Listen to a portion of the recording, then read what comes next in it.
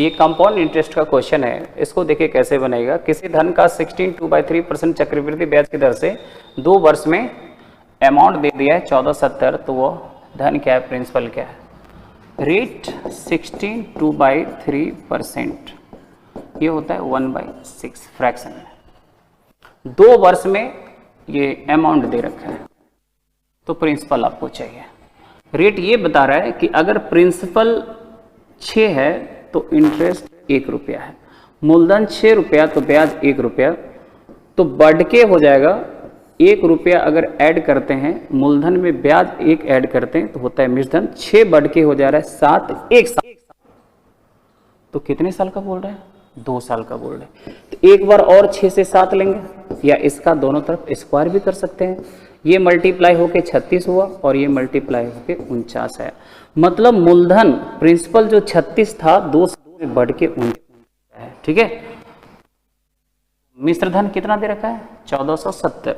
मिश्रधन तो ये है, मतलब 49 जो है यही है 1470, तो 1 निकल जा रहा है 30, और आपको चाहिए वह धन प्रिंसिपल, और प्रिंसिपल कितना है 36, 36। ओके, 36 गुना 3 108 पर 1 0, ये आपका निकला प्रिंसिपल।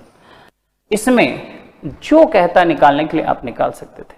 अगर इसमें कहता CI बता दो, चक्रवृद्धि ब्याज बता दो, तो चक्रवृद्धि ब्याज आसानी से निकल जाता।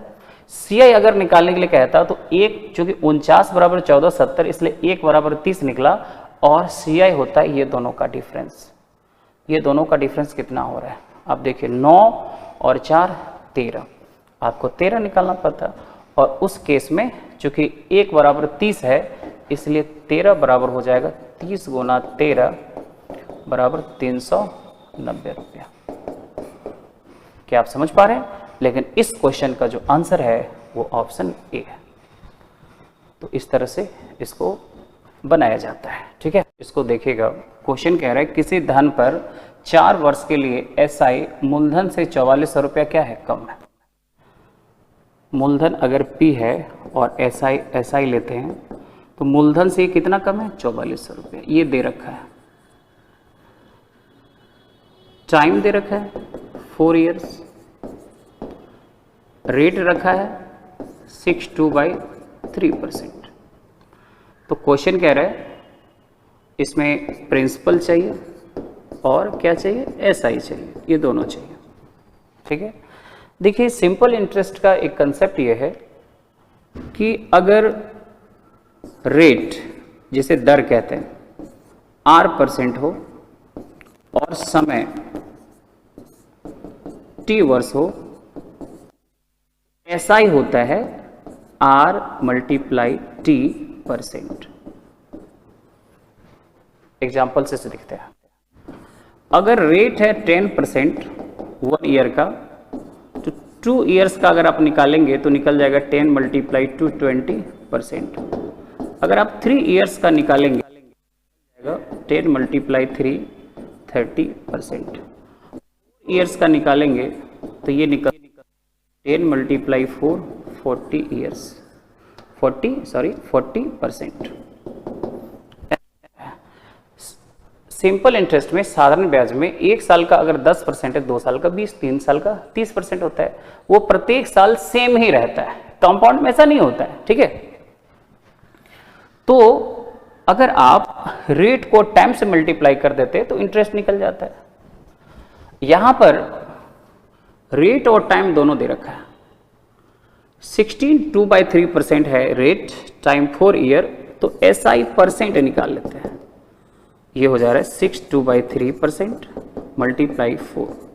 ये आप परसेंट में पढ़ेंगे इसको, ये 1/15 लिख सकते हैं आप। इसको परसेंट हटेगा, कैंसिल होकर ये 4 आ गया, ये हमारा आ जा रहा है 4/15। 4/15 ये बता रहा है कि अगर प्रिंसिपल 15 है तो उसका इंटरेस्ट जो है वो 4 है।